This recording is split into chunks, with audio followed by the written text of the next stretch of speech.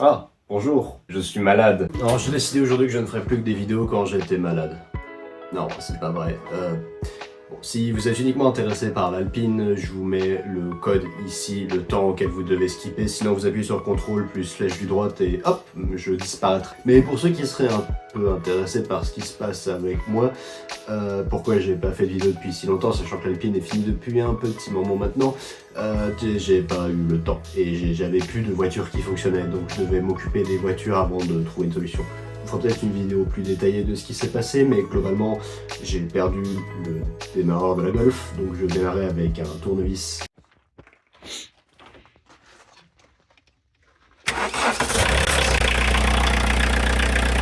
Le problème, je pensais que c'était le contacteur de Neumann, un petit interrupteur qui va derrière le barillet de clé. En fait, non, c'était le barillet en lui-même qui était tordu au bout. Bref, c'est super chiant de changer sur une Golf 2. Et la 605, j'ai des problèmes avec la pompe d'injection et l'embrayage a lâché au même moment, quasiment.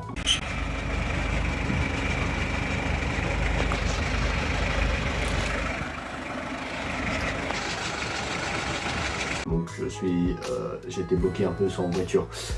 Maintenant j'ai la Golf qui marche à peu près et l'Alpine, donc je suis plus posé, je me permets de reprendre les vidéos.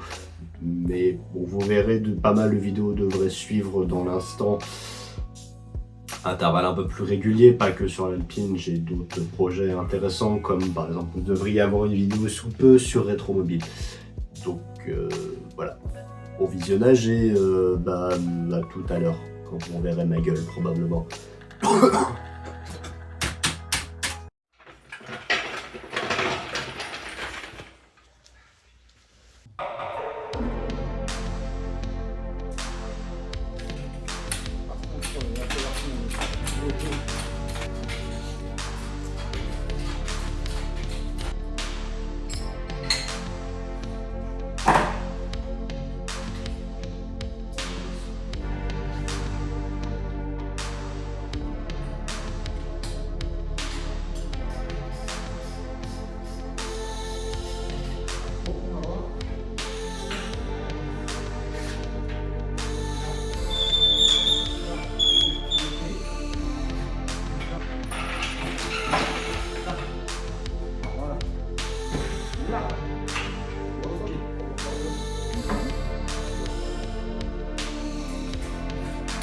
Avec le moteur en place sur l'établi, il était possible de remonter son cul, c'est-à-dire le volant moteur et tout ce qui va avec.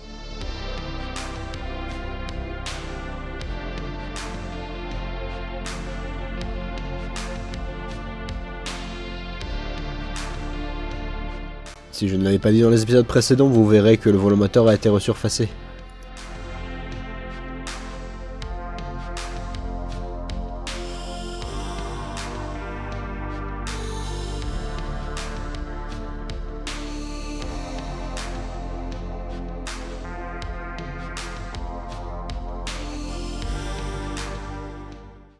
Et après ça, il était temps de rejoindre le moteur sur son berceau avec sa boîte.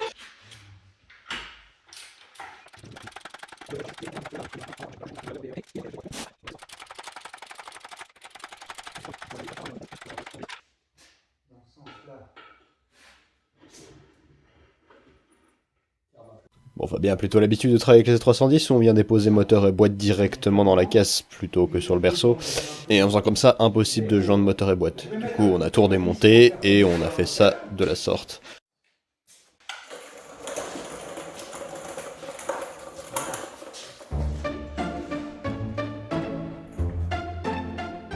Petite anecdote, une boîte UN1 pèse apparemment environ 60 kg, soit 95% de ma masse.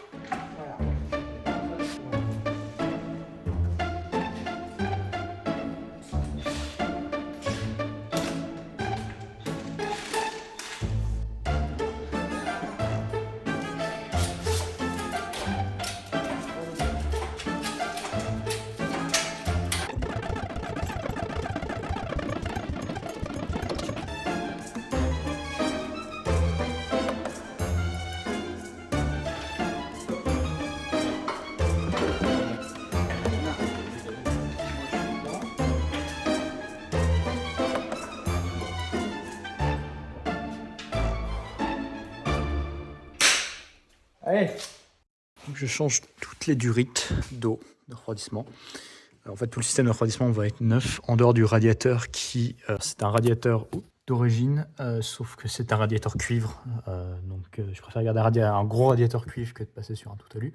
Et j'avais pas de problème de surchauffe. Le seul souci, le seul défaut, c'est que là, vous voyez, on a du suintement en partie basse. Je pense que c'est de l'eau qui a coulé du haut de la voiture et pas du liquide de refroidissement qui s'enfuit. Donc voilà, mais bon, là, on est sur un radiateur tout cuivre, donc en termes de qualité, on fait difficilement mieux. Donc là, je change les durites, comme vous l'avez vu, sur des durites Flexeo, que je remercie pour m'avoir fait cadeau des frais de port. Ces durites, voilà, ont l'air pour l'instant d'être d'excellente qualité. Elles se montent très bien. Oui, parce que bon, le set vaut mine de rien assez cher. Hein. 150 € pour le set de la totalité des durites du véhicule. Cependant, d'une, elles ont un aspect mat complètement d'origine, ce que j'apprécie beaucoup. Je ne suis pas sponsorisé, hein, je tiens à le préciser. On verra à l'expérience ce que ça donne, mais elles sont d'excellente qualité. Bien flexibles, ce qui est souvent le problème avec les durites silicone de basse qualité, elles sont dures comme du bois, là c'est pas le cas. Et j'ai pris également un set de colliers inox vendus par Flexeo. Et de même, ils sont d'excellente qualité. On peut vraiment forcer dessus, on peut vraiment les serrer.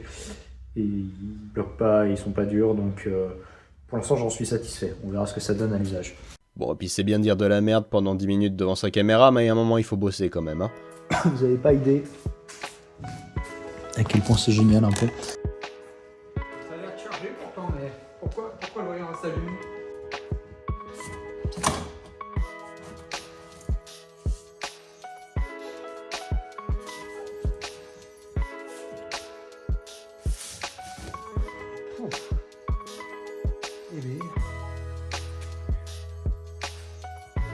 Je vous laisse insérer une blague.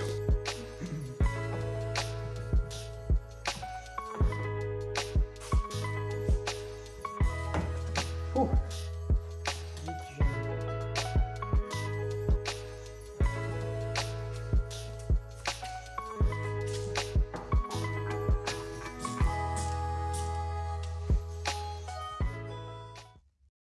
Donc bon, visiblement moi pendant que je me tournais les pouces, non j'étais au boulot, mais Fabien s'est motivé, il a remis l'ensemble du berceau dans la voiture, puis pas que, hein, toutes les durites. Alors attendez, je veux bien la lampe. Donc voici l'ensemble, hein. Donc comme on a vu, les nouveaux cils en bloc, les descentes, donc ça c'est des descentes en inox que Fabien avait fait refaire. On a donc les durites de Flexeo, que je vous avais montré à l'avant comment elles étaient montées. Donc là, elles ont toutes été remplacées sauf quelques-unes. Donc Fabien me disait que celle-ci, il n'avait pas réussi à la monter, elle était trop longue et le coude était pas adapté, donc impossible à monter. Il y en a deux comme ça qu'on a apparemment pas réussi à monter, mais sinon elles sont toutes allées assez bien. Pareil avec les colliers, donc à voir comment ça va tenir une fois démarré, mais bon. Ça fait plutôt propre. Alors après, le moteur, évidemment, paraît pas neuf, mais la voiture ne l'est pas. Donc au final, on a un moteur qui est propre, qui est sec, mais qui brille pas non plus. Mais de toute façon, c'est un PRV, donc de l'huile, il va en fuir. Hein. Avant, j'ai aussi les deux durites d'essence, donc Flexeo, qui viennent remplacer celle-ci. Alors malheureusement, on ne trouve pas ces durites ici qui viennent... alors ici vous voyez pas, mais il y a le débitmètre. Je vous mettrai en lien une autre vidéo où je m'occupe de ces durites. J'en ai changé le maximum, recouper les parties durcies. Mais bon, c'est un peu embêtant qu'au final on puisse pas trouver ces durites et personne les vend. Pourtant elles sont spécifiques et à la turbo et à l'atmo. Normalement elles sont identiques, mais on les trouve pas. Là on voit les durites en cuivre.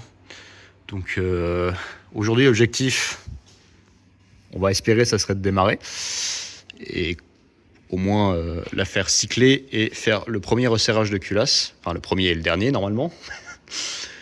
Et on sera sur la bonne voie déjà, une fois qu'on aura remis tous les fluides. Donc, côté moteur, vous pouvez le voir, la peinture a plutôt bien rendu. Je suis un peu déçu qu'elle soit aussi brillante. Je m'attendais à un truc un peu plus mat, sachant que j'ai pris une peinture mat, mais bon, appliquée au pinceau, on peut pas trop en demander. Mais voilà. Et après on a remonté le silencieux, sauf que je l'ai pas filmé. Voilà. Et après avoir rempli les 15 litres de liquide de refroidissement et quelques à l'aide d'un seau à crème fraîche, contrôler qu'on avait des fuites nulle part. Mis en pression le moteur à l'aide du démarreur et d'un booster puisque la batterie était morte. Foreshadowing.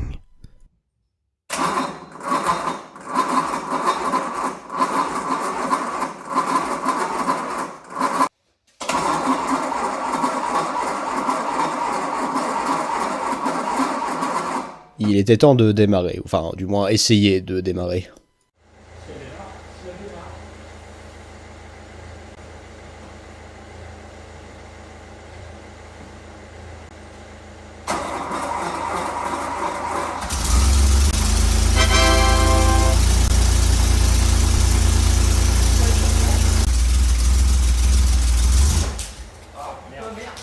Bon, nécessairement, après avoir refait le moteur, changé le taux de compression, mes réglages de carburateur étaient un petit peu à l'as.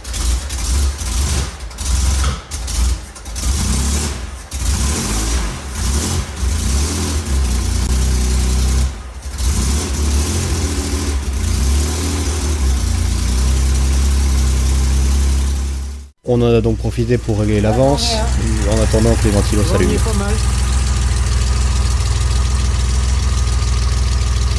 Je vous ai aussi évité la séquence d'une heure où on a essayé de comprendre pourquoi ma jauge de température ne fonctionnait plus. En réalité, elle fonctionnait très bien, c'est juste qu'on avait branché le mauvais câble. Mais qu'à cela ne tienne, on a quand même pu faire nos mises en chauffe. Avec le moteur à l'arrière, le temps que l'eau chaude arrive au radiateur, ça prend un temps. Bien chaude. Forcément, on recule l'allumage des ventilos. Ouais. Ah, attends. Ventilo tourne.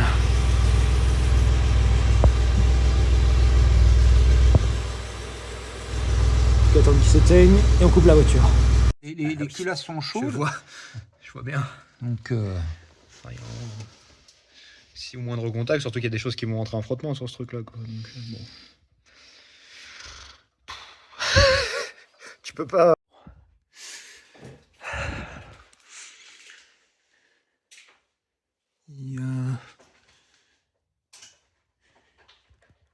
Oui, c'est normal. Je vois qu'il y a il y a le capteur de pression d'huile qui suinte un peu.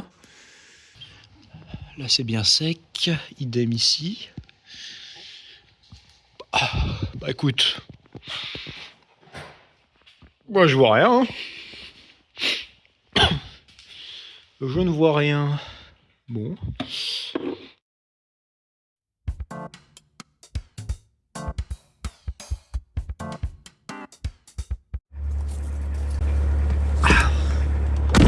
Bon, encore un samedi matin où je dois me lever tôt.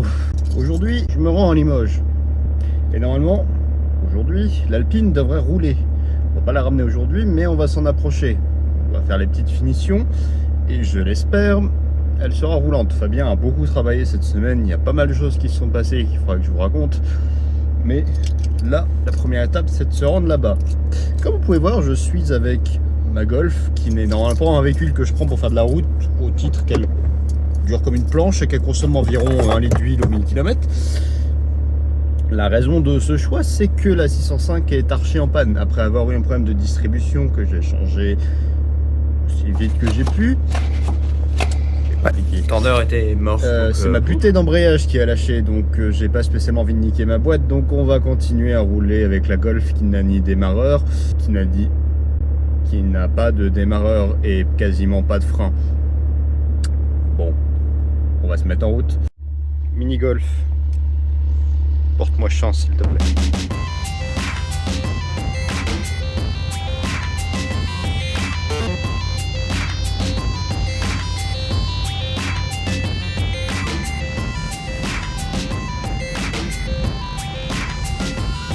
Un vrai monument sur mon trajet. Quelque chose de vraiment important, c'est la 316 trou de balle avec des trous sur le côté.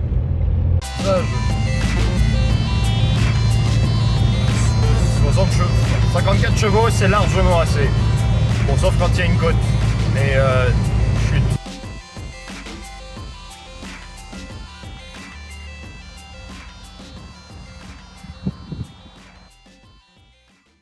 Donc voilà, devant une Alpine, on a éclipsé une grosse partie du remontage. Déjà Fabien s'est occupé. On a eu le resserrage de culasse. Voilà, tout est remonté. Hein. L'eau, on est pas mal. Là, je vais démarrer et faire son premier vrai tour de roue. Qui me fait un peu peur, surtout qu'il pleut actuellement. Mais bon, j'ai la date de prête, donc là, il faut rouler. Donc le carbu n'est pas réglé, il est laissé sur le réglage d'origine, j'ai juste touché au régime, donc elle va sûrement tourner soit trop riche, soit trop pauvre. C'est pas très grave, elle tourne quand même, c'est l'essentiel. Donc bon, c'est parti je crois.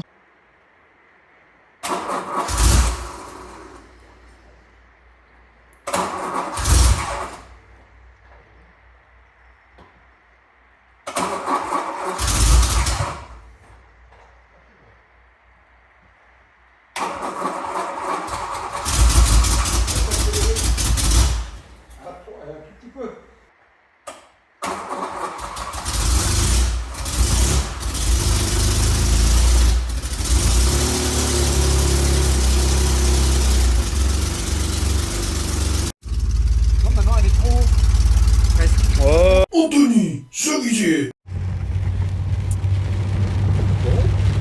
Là, ça fait à peu près 10 minutes qu'on roule, un quart d'heure. Ouais, une bonne dizaine de minutes. Ça se passe bien, la température est bonne, la pression d'huile est bonne. Le ressenti est bon, un peu moins de coupe, mais ça a été attendu avec les gens qui passent plus épais. Et puis bon, le moteur est encore terminé. Hein. Et les carburateurs sont pas réglés. C'est pour ça que le caméraman est là d'ailleurs. Aujourd'hui, il n'est pas carburologue, il est caméraman. Et là, on cherche de l'essence parce qu'il n'y en a plus beaucoup et ça descend. Ah, on a 6 litres. Et la météo est exceptionnelle. La météo est parfaite pour un premier essai sur une Alpine avec tout à l'arrière. Je trouve que c'est nickel. Ouais. Alors là, on est bien là. Si j'avais su, j'avais pris mes TRX. Oui, bah oui. Quitte à se marrer, autant voir le temps. Non, par contre, elle fonctionne pour le coup vraiment bien. Et attention, j'ai pas envie de mourir aujourd'hui. Non, j'ai dit non. Tu vois, on est arrivé en Bazac et ici, il y a de l'essence. Mais elle est où l'essence? Bah, à la station. C'est où la station? Un petit peu plus loin. J'ai pas pris mon portefeuille. Je te l'ai dit en partant. Chose miraculeuse, le ventilo tourne, qui est ici. C'est assez rare. Normalement, il tourne pas, donc là, bon, c'est bon signe. Mais elle tourne vraiment super bien pour un réglage qui a été fait au pif de carburateur, donc là, on va la régler correctement avec une sonde lambda et tout le bordel, mais en premier abord, c'est pas mal du tout. Oui, donc, je suis parti chercher de l'essence parce qu'on en avait plus, et que j'avais oublié ma carte bancaire en arrivant, bien sûr, là-bas quand on a fait le tour avec l'Alpine. Il n'y a pas de putain de 98, j'en peux plus. Donc bon bah, en route hein.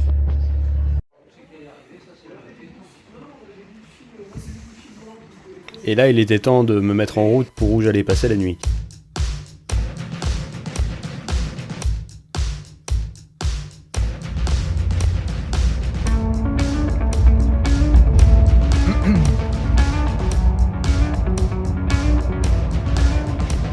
Je vous avais dit, le démarreur a chaud avec les nouveaux collecteurs et le carburateur est très mal réglé. J'ai calé et comment dire, je peux pas redémarrer, il faut que j'attende que le redémarreur refroidisse. Voilà. J'étais à 1 km de ma destination, donc je vais essayer de ne pas caler demain en la ramenant. Et du coup, ma destination, c'était pas chez Anthony, mais chez Daniel et Camille qui m'ont chaleureusement accueilli pour la nuit. Eux, leur truc, c'est les Golf 2. Puis il y a Beaucoup de Golf 2. Vraiment beaucoup de Golf 2, en fait. J'ai eu peur pour ma Golf 2, en fait. Mais merci. Du coup, on est chez notre ami Daniel qui possède beaucoup de Golf, je tenais à le dire. Et on essaye de régler un carburateur parce qu'il marche pas très très bien. La richesse a été baissée en fait. Elle sentait fort et Fab a baissé un peu la richesse parce que apparemment ça piquait les yeux. Ça piquait les yeux, je le confirme, pour le coup, vraiment. Du coup, le problème c'est que hier soir en rentrant, à un stop, le moteur s'est éteint et la batterie ou Démarreur, ouais, fatigué. Ouais. Parce qu'on a dû la faire charger ce matin. Et le redémarrage a été plus que laborieux. Donc, Très. mais sinon, en dehors de ça, elle tourne très bien. On a fait quoi? On a fait un peu de bornes quand même. On a fait un peu plus de 30 bornes. J'ai fait 60 bornes là au total depuis qu'on l'a remis en route. Donc, km, elle tourne bien, elle est souple et tout. juste trop pauvre. En fait, dès que j'ai des consommables dessus, elle cale globalement. Donc, feu plus ventilo, c'est pas possible. Mais sinon, la voiture tourne bien et tout. Pas de fumée bizarre. Non, ni d'odeur.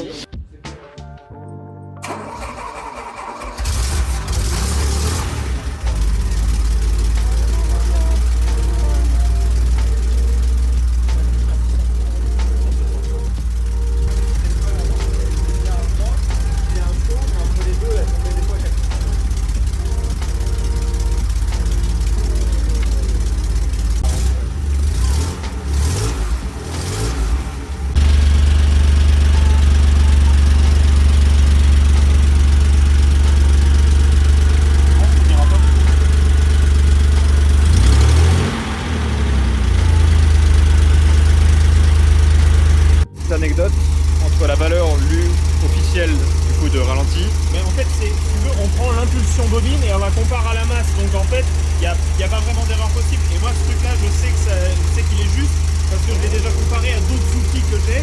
Du coup, à 25 tours minute près. l'Alpine pense qu'on est actuellement à 1200 tours par minute au ralenti. Ce qui explique peut-être qu'elle est toujours trop basse. Elle tourne bien. Au niveau des vis de vitesse, je me suis calé à ce qu'on appelle pas le maximum efficace, mais tout le monde appelle ça un peu de sa sauce. Ouais. En fait, tu prends ton régime moteur, tu touches pas ta vis de ralenti et tu vas chercher le point où tes vis vont te donner le meilleur ralenti, donc le plus haut possible, Ouais. et tu les resserres un tout petit peu.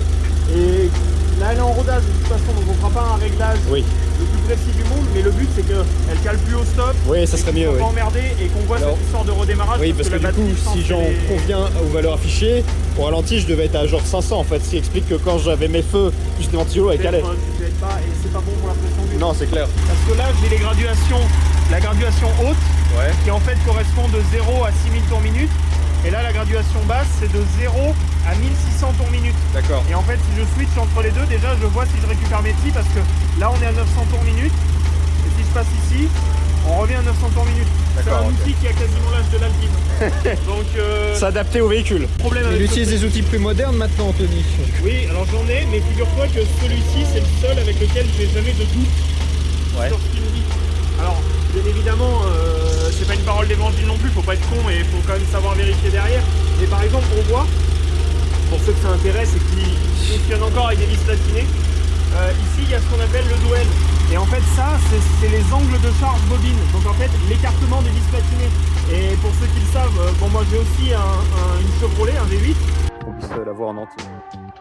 Et ici, en fait, on va retrouver tous les angles de charge. Et je sais que par exemple, sur ma voiture, c'est 29 degrés. Donc en fait, tu peux régler tes vis platinées, moteur tournant sur les voitures qui le permettent. D'accord, ok. Ouais. Sur les voitures Oui, il faut américaines, que t'as ça une faut que trappe. tu puisses le faire, quoi. T'as une trappe et en fait, la vis, elle se règle un peu comme la vis de ralenti ici. Tu viens tourner ta vis et tu vas donner de l'écartement au moins à tes vis platinées et tu vas récupérer tes angles. Et tu vois, donc là, il y a la version 6 cylindres. Et techniquement, alors c'est un électronique, donc c'est pas vraiment révélateur, mais tu aurais 28 degrés d'angle de charge. Ce qui te semble bien. Ce qui est cohérent. Ok. Par contre, on fait un petit tour, elle tourne super bien. La pression est nickel. C'est génial. Ouais, du coup, en 70 km, j'ai consommé à peu près 6 litres. Bon.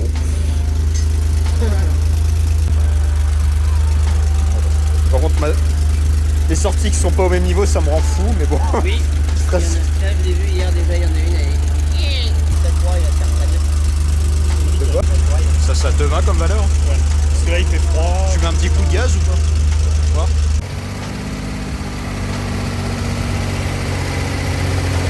Et on lâche.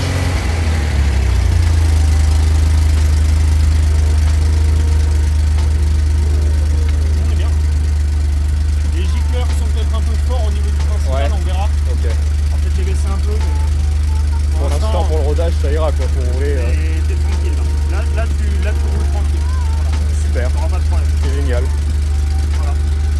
Et donc après tout ça, il était temps de se mettre en route. Un vrai stress test pour ce nouveau moteur puisque presque 150 km à effectuer, évidemment en respectant toutes les manœuvres de rodage. Je ne voyagerai pas seul puisque l'homme responsable de la ruine de la 605 m'accompagne sur ce trajet retour. En golf, le William.